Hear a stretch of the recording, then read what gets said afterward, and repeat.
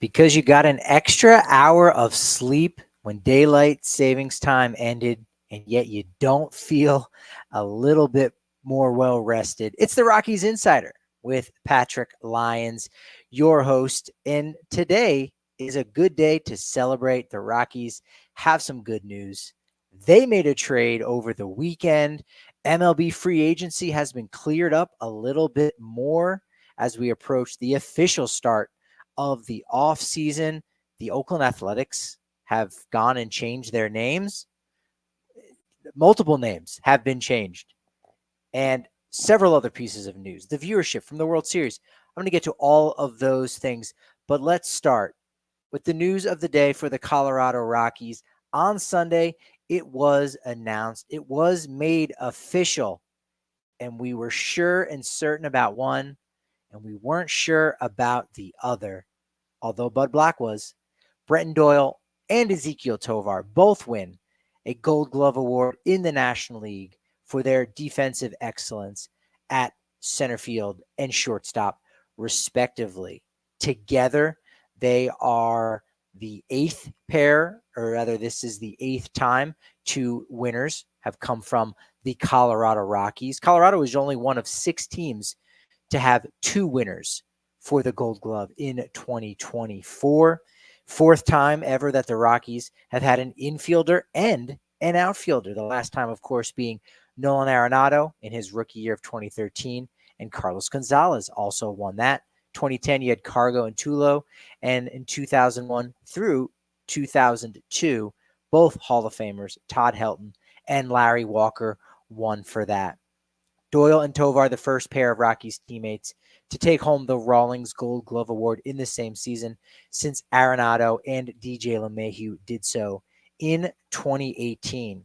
Tovar doing it in record time. According to Eli's Sports Bureau, at 23 years old and 60 days, that's when the season ended. That's how old he was. And this was his age 22 season. Keep that in mind. But at 23 years and 60 days old, Ezequiel Tovar becomes the youngest shortstop to win a Gold Glove in NL history. Think about that. The youngest shortstop to ever win this award in the National League. He's not the youngest for the organization. Nolan Arenado topped him by a few months. He was only 22 years and 167 days old when he won it in 2013. But Tovar, he becomes the 3rd Rockies shortstop all time to take home gold, joining Tulo, who won it twice in 2010 and 2011, as well as Nefi Perez, who won it once in the year 2000.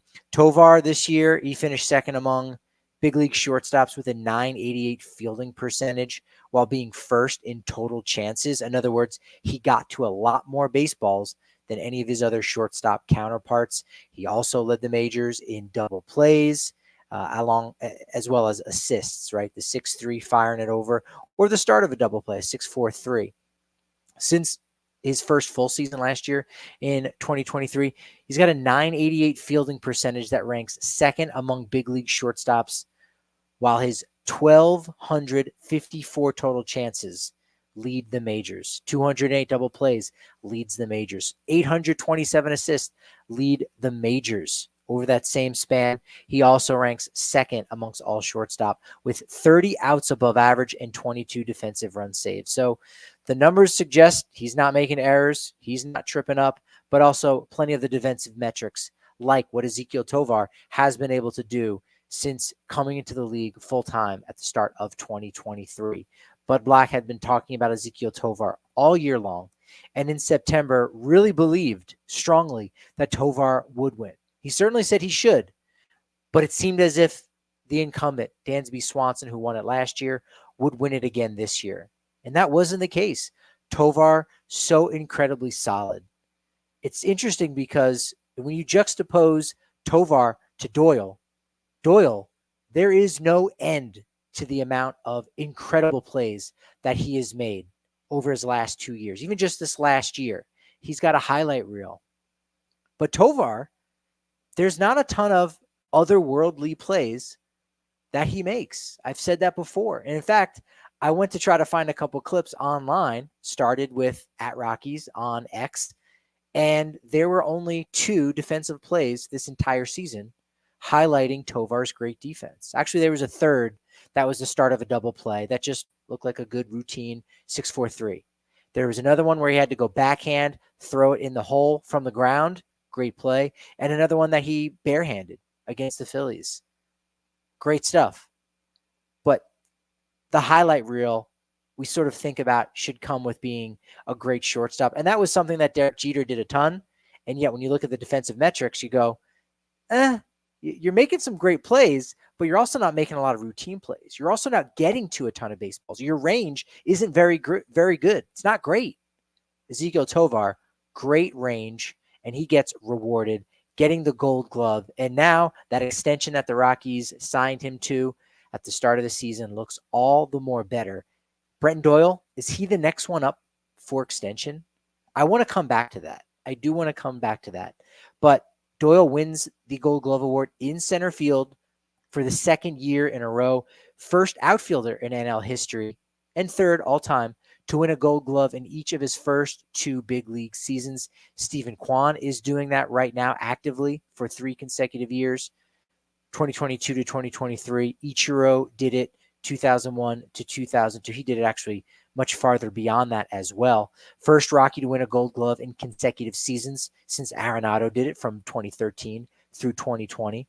And the first Rockies outfielder to win this award since 2012-2013. The metrics are pointing to him as being the best defender in center field. This past year, 16 outs above average. That's what Baseball Savant uses, StatCast, second among big league outfielders.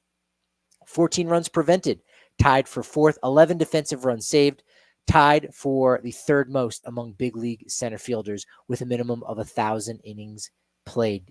And you go back to 2023 and the numbers jump out even further about why he is the best defensive center fielder in the game right now. Sports Info Solutions just named him the Fielding Bible Award winner in center field. That's not for the National League. That's for all of Major League Baseball, AL and NL. He's number 1. This is now going to be his 3rd piece of hardware, if you do want to count the Fielding Bible Award, because Doyle did win earlier this year the Rockies 2024 Heart and Hustle Award winner, an award given by the MLB PAA, the Players Association, to active players who demonstrate passion for the game of baseball and best embody the values and spirits and traditions of the game. It's sort of for that reason why I think the Rockies probably would be wise to sit down and talk with Doyle about what an extension could look like for him.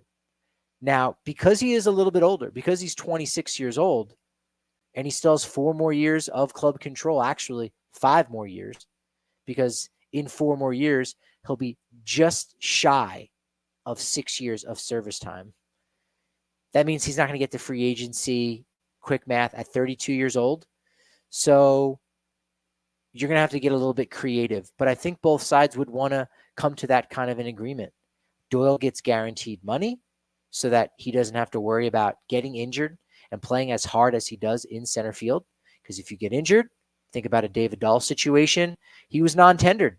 And then all of a sudden, he now had to fight for playing time. He now had to fight for a spot on the roster and fight for a paycheck. If Doyle can go out there and get that guaranteed money, and the Rockies can also save money, because think about this.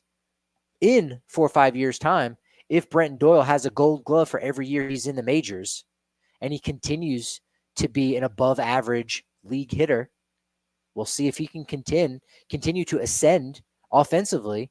Well, now he becomes incredibly costly going through arbitration. In fact, he'd probably be a good candidate to be a Super 2 player, which means he'd go through arbitration 4 times, not just the usual 3. So there should be a way for both of these sides to come together on some kind of an agreement. I don't know that it'll happen this offseason. Nevertheless, Brenton Doyle certainly deserving it as arguably the face of the franchise right now. Wallace giving me a nice shout out.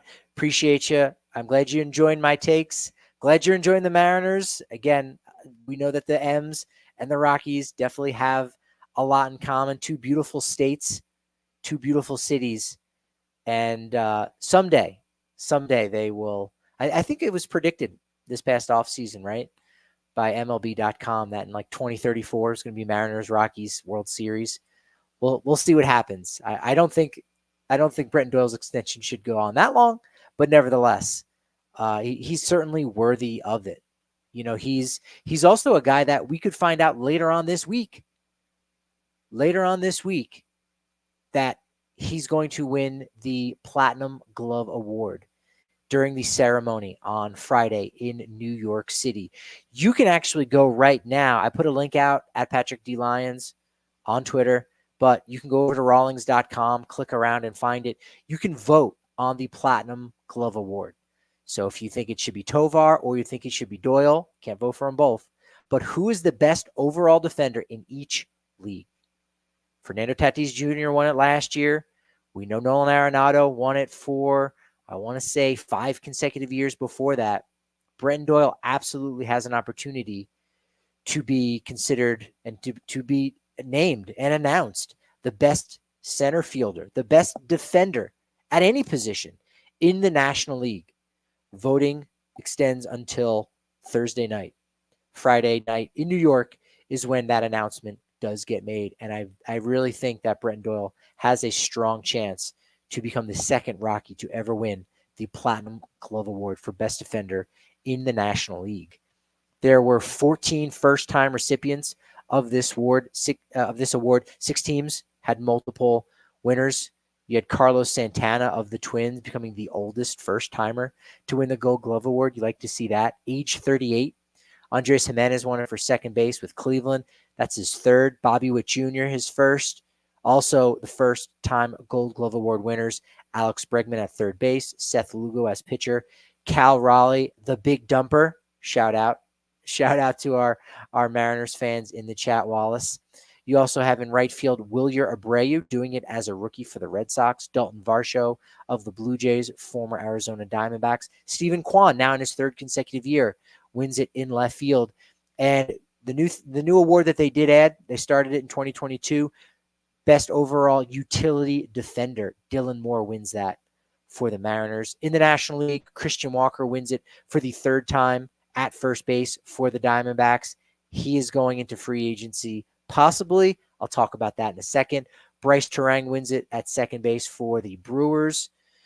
At third base, Matt Chapman of the San Francisco Giants. Sorry, Nolan Arenado. And sorry, Rymack. This is now 4 consecutive years that Ryan McMahon has been a finalist. I'd argue that that's probably the most of any player that's been a finalist that has never won the award. And this is a guy that there is no shortage of outstanding web gems that he has made over on the hot corner and picking up the mantle where Nolan Arenado left off. So that's a shame that he doesn't win that. But with this award, Matt Chapman now has 5 Gold Glove Awards over at the hot corner. Only Arenado, who's a 10-time winner, and Mookie Betts, a 6-time winner, has won this award more than Matt Chapman. I think he's got a way to go until we start talking about him being a good candidate for the Hall of Fame. But nevertheless, he's got 5. That puts him in very special company. Salvador Perez and Jason Hayward, the only other active players with 5 Gold Glove Awards. Chris Sale wins it for Atlanta as the pitcher, winning the Gold Glove Award. Patrick Bailey of the Giants. Sal Frelick of the Brewers in right field. And in left field, Ian Happ wins his 3rd Gold Glove Award for the Cubs. Jared Triolo of the Pirates wins the Utility Award. It doesn't stop there if you're a Rockies fan. It doesn't stop there. Because today, Rawlings announced their minor league Gold Glove Award winners. You might remember that Brenton Doyle did win it back in 2021, 2 years before he would eventually make his debut for the Rockies and pick up where he left off and win a Gold Glove as a big leaguer. Well, now third baseman Kyle Karros has won the Gold Glove Award in the minors for the best defensive third baseman. He already won the Northwest League MVP this past year. Already had the game-winning walk-off RBI in the championship game for Spokane. Kyle Karros can't really do much else right now. He's been outstanding. He's currently the number 18 prospect on MLB Pipeline's top 30 list. He's number 20 on the Blake Street Banter list. And he was one home run shy of winning the Triple Crown this past year. A guy who was a 5th-round pick out of UCLA back in 2023. But yeah, one home run shy of winning the Triple Crown. His teammate hit 16, Cole Carrig. That's definitely a fun conversation to have with Cole Carrig this offseason and Kyle Karros about just falling shy of that Triple Crown and what that would have meant. But Kyle Karros about to shoot up on prospect ranking lists everywhere. If you're a prospect pundit, you are putting Kyle Karros in your top 10 this next season. No two ways about it. More news on the Rockies. They made a trade. GM Bill Schmidt did swing a deal over the weekend. I believe it was actually on Friday. Owen Miller comes over from the Milwaukee Brewers, a guy who is a utility infielder. He has 4 years in the majors with both Cleveland and the Milwaukee Brewers. He's a utility option in the infield. He's not on the 40-man roster, so you like that addition. He's going to be 28 years old here very soon. A right-handed bat. He's got about 300 games in the majors, 15 homers, 99 RBI to his name. Instead of signing a guy to a minor league deal, they acquire him from the Brewers, and he'll very much be battling for a spot as the utility man on the team. Doesn't have any minor league options, and because Aaron Schunk does, there's a good chance that Owen Miller is going to be there on opening day against the Rays, not necessarily in Tampa. I'll have to talk about that tomorrow. But nevertheless, I think unless Brendan Rodgers does end up getting traded, and even still there's a chance Aaron Schunk is not on the big league roster, unless Rodgers gets traded, I think Schunk probably does end up starting the year in AAA. You love what you saw out of him in the second half, particularly the final month of the year. He was great, certainly worthy of having a spot on the opening day roster, but it's a long season. You want to get him regular at bats. I could see Bud Black and this organization leaning towards a veteran guy like Owen Miller, who is only 8 months older than Aaron Schunk, and yet he's got 4 years of big league experience, 300 games in the majors. So Owen Miller, very much expect him to be in purple, standing on the third baseline on opening day. We finally got some clarity on free agency. We do. In fact, you know what? I'm going to get to that here in just a second. Let's talk about some baseball miscellaneous, because tomorrow starts the GM meetings. Now, the winter meetings, that's where all the hoopla is going down. I'll be in Dallas, Fort Worth. I'll be there for that. That's where things get crazy. The big free agent signings typically get made. It seems like they've died down a little bit over the last couple years. A lot of that has to do with the big free agents not finding a home, and we're waiting for that domino effect. Juan Soto did get traded just before the winter meetings ended last year. So those moves that we all expect to happen do happen there, but that's where it goes down at the winter meetings. A month prior, though, is the GM meetings, and that's really becoming a growing event that we're starting to have each and every off season, somewhat of a dress rehearsal for the winter meetings. And, we'll probably get, a couple more thoughts from Bill Schmidt about what their plans are this off season. I think the plans are going to be what we know them to be right now. And those plans are going to be simple. They're going to try to cut payroll. They're going to try to trade some veterans, get a little bit younger, make some moves on the margins, but ultimately they are bringing back a 100-loss team for a third year in a row. That's the bottom line. Again, they might be able to make small moves that you like, that improves the roster, bring in some veteran names, but they're not going to be active in free agency. I highly doubt they're going to sign anyone that's on the top 50 free agents, and that's even looking down in the bottom 40, the top relievers that are available. That's not going to happen. They're trying to shed payroll, and they're going to try to do it creatively. Maybe they can find a steal. Maybe they can add through subtraction. I think they can do that, but it's going to be yet another quiet offseason. It's not going to be as exciting as maybe the Kansas City Royals had this past offseason. I think the Pirates had a relatively exciting offseason. They brought in a lot of veterans. Sure, you might not have thought, oh, Marcos Gonzalez is going to be an all-star or Aroldis Chapman's going to be an all-star. No, I don't understand that. But they were adding big leaguers and veterans to their roster to try and contend. And it worked for about a month, maybe a month and a half. It definitely worked for the Royals, who had a 30-win turnaround. Unfortunately, it just doesn't seem like the Rockies are going to be going down that route. And so despite the fact that I'm telling you it's going to be somewhat of a quiet offseason, I still want you to be listening to me on the Rockies Insider. I still want you to be following all my content at Patrick D. Lyons on Twitter, on X, because there's still a lot to definitely keep an eye on, still a lot to know about the game, still a lot of tea leaves to read, because, again, what happens this offseason can have various ripple effects for the future of the organization. So it's still super important to know what's going on now and various events that are going on, because it won't be just the Rockies playing at Coors Field this year. I'm not talking concerts. There's going to be other baseball. There's going to be other exciting baseball played at Coors Field. I will talk about that tomorrow. Nevertheless, that is why you need to be following the Rockies Insider. Let's jump into the start of free agency. We got a little bit of clarity on Garrett Cole. That was one of the bigger dominoes that we needed to fall to start the offseason. Now, Cole had exercised his opt-out clause in his contract. Something new, a new wrinkle that agents are looking to try and take advantage of to say, hey, you know what? I'm going to have an opt-out, but it's not a true opt-out, because you can now, Yankees, you can opt back in by tacking on an additional $36 million on the end of my deal. And while this would have taken his 4-year, $144 million active contract into a 5-year, $180 million deal, the Yankees aren't doing that. It's not entirely clear how he's still a Yankee, and yet $36 million was not added to the back of his contract. I think that's because the Yankees and Cole are going to get a little bit creative here.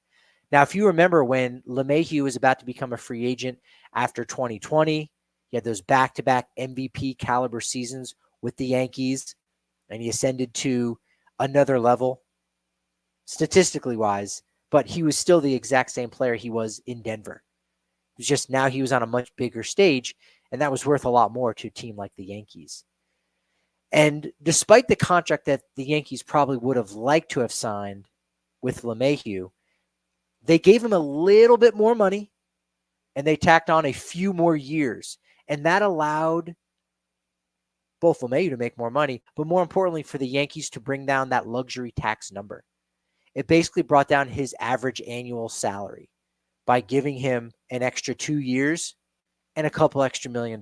Now, hey, LeMahieu probably wasn't going to be signing a deal in his late 30s, 40 years old, and making, $5 to $10 million.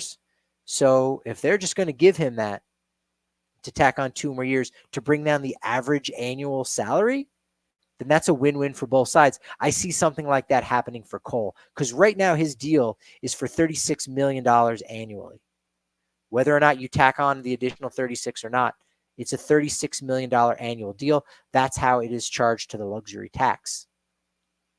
But if the Yankees and Cole can agree on something like a 7-year, $200 million deal, now all of a sudden that annual salary is under $30 million. It's at $28.5 million. And that's a win-win. Other players truly opting out, a true opt-out, Blake Snell, no longer a Giant, although he is technically, I'll get to that in a second. No, he is actually a free agent. He is a free agent. Nathan Eovaldi opts out. He's a free agent. Ha-Seong Kim, $8 million. Yeah, he's going to get a lot more in free agency. He opts out of his $8 million deal. And David Robertson does as well. Gets a small little buyout, leaves $6.5 million on the table. I think in this year's reliever market, Robertson can do very well. There's not a ton of closers on the market and no real lockdown situations. Kenley Jansen was all right for Boston. He, Kimbrel, and Aroldis Chapman they're all on the wrong side of 36. They're all north of 36. So sure, they're a decent stopgap solution, just like David Robertson is, but now he might be a little bit more affordable. And maybe you want to sign him to a multi-year deal. Clay Holmes, he's another one of the few closer options out there. He lost his job in September with the Yankees. That hurts his market and helps David Robertson's market. Tanner Scott, the best reliever that's going to be available in free agency. He was setting up Robert Suarez in San Diego, but before that, he was the closer for the Marlins. Didn't get to experience a ton of pressure-packed situations. Nevertheless, teams will still show the bag to Mr. Tanner Scott. No two ways about that. But you understand why David Robertson is going to want another bite at the apple in free agency, especially because of how solid he actually was for the Rangers this past year. Carlos Estevez has some closing experience. Jeff Hoffman doesn't have any closing experience, but suffice to say, there's zero chance Jeff Hoffman is coming to Colorado. Zero chance. Zero chance. Sure, he might not have liked his time in Colorado. Some guys don't. I'm sure he loved the team. Sure, he loved the clubhouse. He's still friends with, a lot of guys on the club. He enjoyed the beauty of Denver. You can't not. But remember, when Jeff Hoffman was going out for a workout, he had a workout and he sent invitations to every team except one, the Colorado Rockies. Now, he could have sent an invitation to the Rockies and then just placated them and said, hey, what's your offer? Are you actually even interested? But no, did not invite the Colorado Rockies. He doesn't want to have anything to do with Colorado. And if you remember, back in 2023, there was a moment where he recorded a strikeout for the final out of the inning, and when he marched off the field, he stared into the Rockies dugout. The cameras didn't capture it. I did. A few of the other folks in the press box did capture it, and we all kind of looked around like, what was that about? And didn't think anything of it until a few months later when the report came out from The Athletic that in Jeff Hoffman's tryout that offseason, he did not invite the Colorado Rockies. So Hoffman will not be coming to Denver. No. Carlos Estevez, maybe. We'll see. It would be interesting if, and again, because the Rockies are cutting payroll, it's hard to imagine a world. It's hard to imagine this scenario I'm about to lay out there of David Robertson and Adam Ottavino coming to Colorado. Ottavino had nothing but glowing things, had nothing but wonderful things to say about David Robertson from their brief times together. Ottavino reveres David Robertson. And together, those guys could do some real interesting things with the Rockies bullpen. Would Colorado meet their asking price? Probably not. Definitely not. If you're trying to cut payroll, I don't know how you're able to do that. And again, are you signing them for the benefits of teaching some of these young guys in the bullpen how to be future closers and how to be future successful setup men? And if you're doing that, are you pulling the plug on that after 3 months and trading them at the deadline when their value is going to be really high?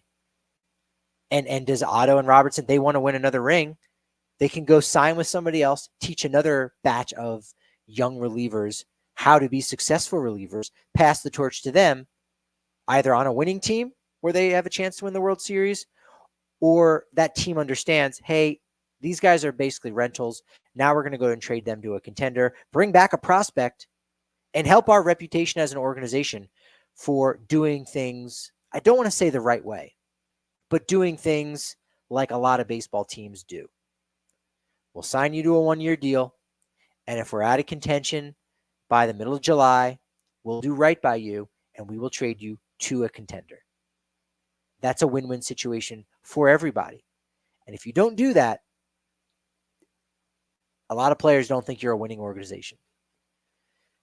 A couple other guys decided to opt out. Nick Martinez and Sean Manaea. Despite the fact that they opted out, both of them did receive a qualifying offer. I'm going to talk about that in a second. Because other players who opted into their deals, Cody Bellinger, had an okay season, but he's going to come back to Chicago with the Cubs, $27.5 million. He's got another opt-out for $25 million. this next offseason coming up, there were actually a lot of people in the industry a little bit surprised by this decision, since there were not a lot of center field stars available in free agency this offseason. So he's going to come back to Chicago. He might opt out this time next year. We'll see. And then Jordan Montgomery from the Diamondbacks, the guy who owner Ken Kendrick said, it was a mistake bringing Jordan Montgomery to Arizona. It was a mistake. We should have brought him here to the Valley. It didn't really work out. Well, guess what? Jordan Montgomery wants to pitch for your team again at $22.5 million. That's how it goes. Options that were exercised by their team. Luke Weaver at $2.5 million for the Yankees. That's a no-brainer. Austin Barnes comes back. I was actually a little surprised by that at $3.5 million. When you're already paying Will Smith a ton, you can cut a little bit of payroll there, but they're not looking to shave off $2 million, I guess. The Dodgers, that is. Rhys Hoskins is going to be back in Milwaukee. Merrill Kelly, his option was exercised by the Diamondbacks. Brandon Lau of Tampa Bay. Freddie Peralta of the Brewers. Miguel Rojas of the Dodgers. Robbie Ray also, his option was exercised. He actually had an opt-out that he declined. Eugenio Suarez will be back in Arizona. Sir Anthony Dominguez in Baltimore. Marcell Ozuna, we knew that was going to happen once Atlanta had traded Jorge Soler to the Angels last week when I was talking about that. Ozuna's going to be back at $16 million. And then options that were declined, Anthony Rizzo at $17 million. Technically $17 million, because the Yankees still have to pay Anthony Rizzo $6 million to opt out, to make him a free agent. So he's still going to make $6 million from the Yankees next year, which really means the Yankees did not want to pay an additional $11 million to Anthony Rizzo.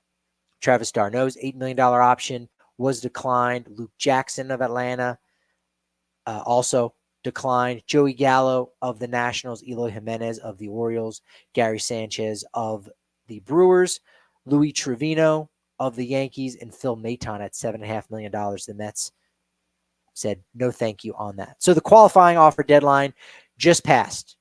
Just went by at 3 p.m. Mountain Daylight Time here in Denver to extend the offer. Basically, this is a player that it's like a franchise tag.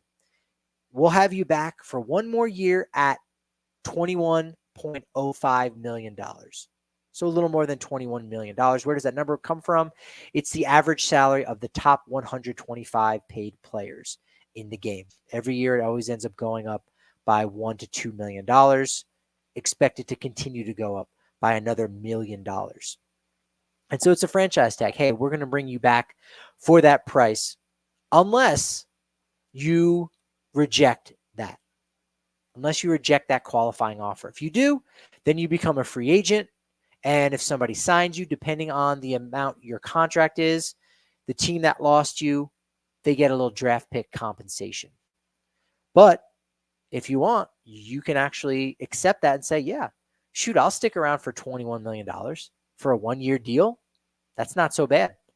Because after that, if I do accept that, you can't give me that qualifying offer next year.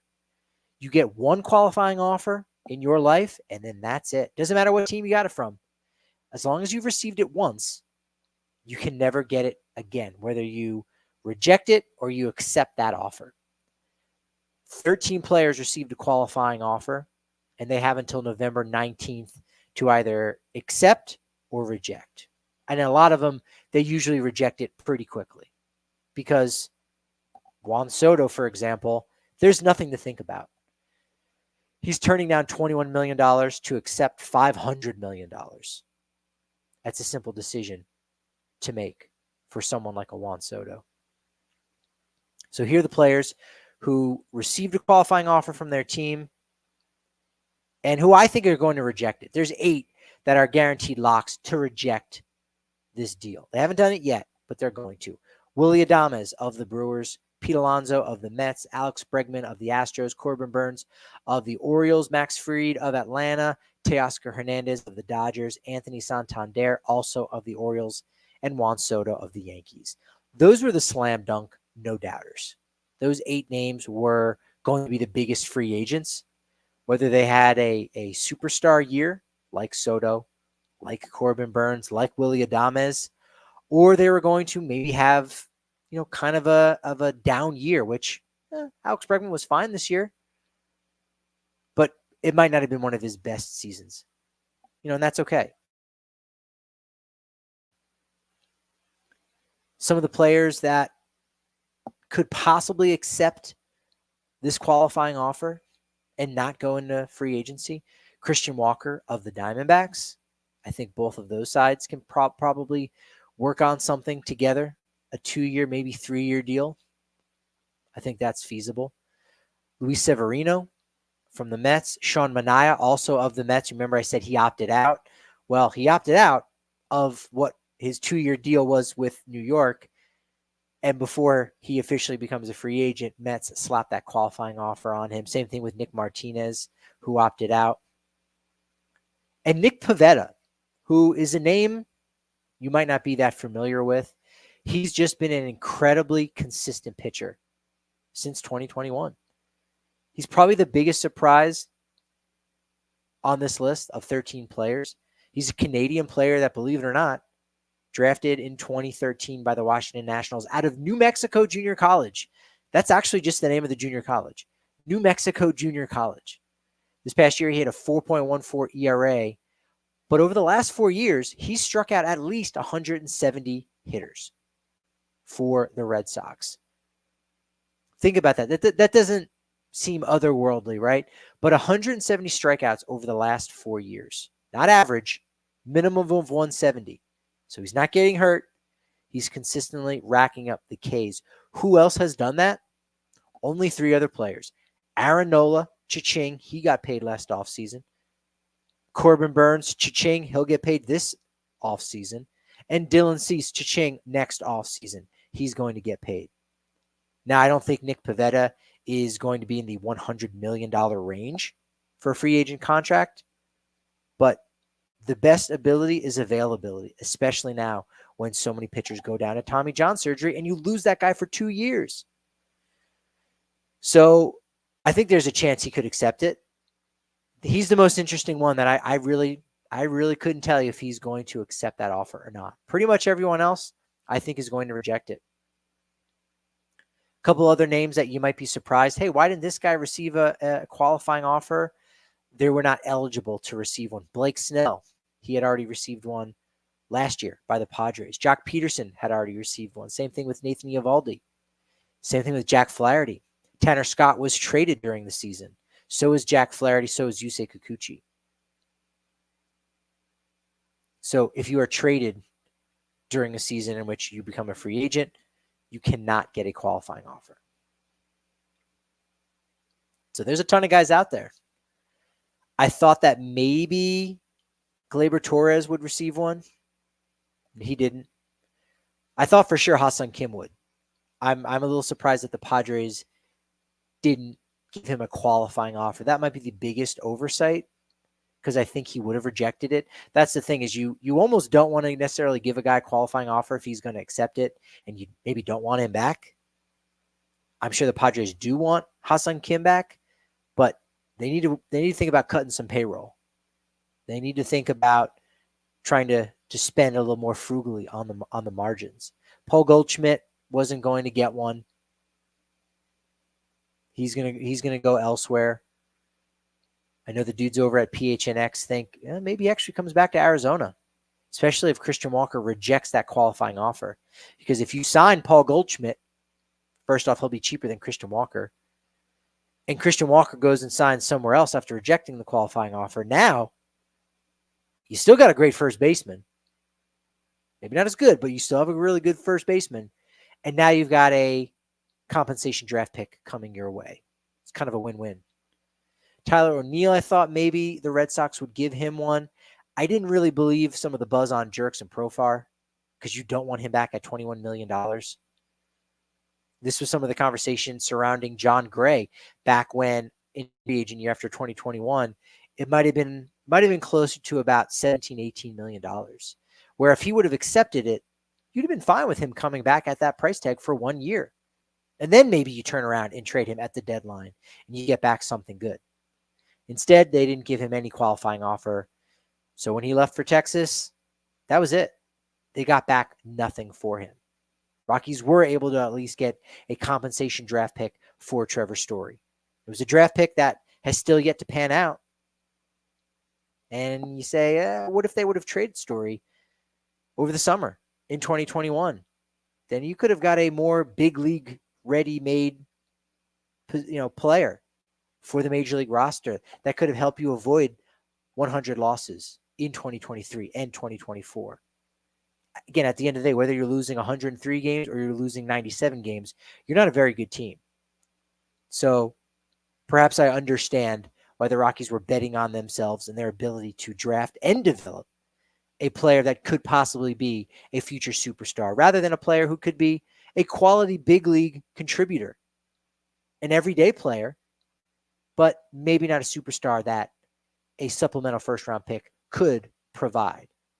That was some of the logic in why Trevor Story received one and wasn't traded, and the logic why John Gray didn't get one. That's one that we're still kind of asking.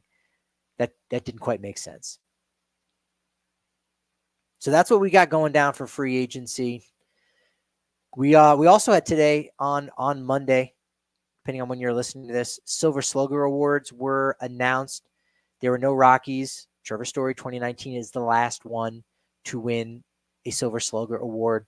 5-year drought for the Rockies. That's the longest in franchise history. The previous longest was 2. So you didn't have to wait any more than 3 years. 2 was the longest. We're now at 5 consecutive years with no Silver Slugger. So was there any oversight? And should there have been a Rocky that, was a finalist for the Silver Slugger Award? Let's take a little dive on that. At catcher, no. We know that Elias Diaz, he was only around for 3.5 months. And it just wasn't one of his finest seasons. 4.5 months. Now, at first base, you go Michael Toglia. He had somewhat of a breakout year, but no. He was not on par with Freddie Freeman, Bryce Harper, Pete Alonso. These guys are superstars, right? They're all $200 million contract type players. I think at second base, Brendan Rodgers was steady, and he was somewhat close to Luis Garcia Jr. of the Nationals. 282 batting average for Luis Garcia Jr., 267 for B-Rod. Garcia had 18 homers, B-Rod 13, 70 RBI to 54, 762 OPS to 721. So Rodgers might not have been that far back. He certainly was further behind Jonathan India, who was also a finalist, and the easy, no doubt winner, Ketel Marte. At third base, Alec Boehm, Matt Chapman, and Manny Machado are the Silver Slugger Award finalists. McMahon had a shot after a solid first half, but his final 76 games of the season, he hit exactly 200. He had an on-base percentage under 300, and his slugging was 306. 6 homers, 23 RBI in his final 76 games. At shortstop, it felt like Tovar had a case. I had to crunch a lot more numbers on this one, especially because Tovar was second in the National League in extra base hits. Only Ohtani had more than him. So you're looking at that number saying, that's a damn good offensive season.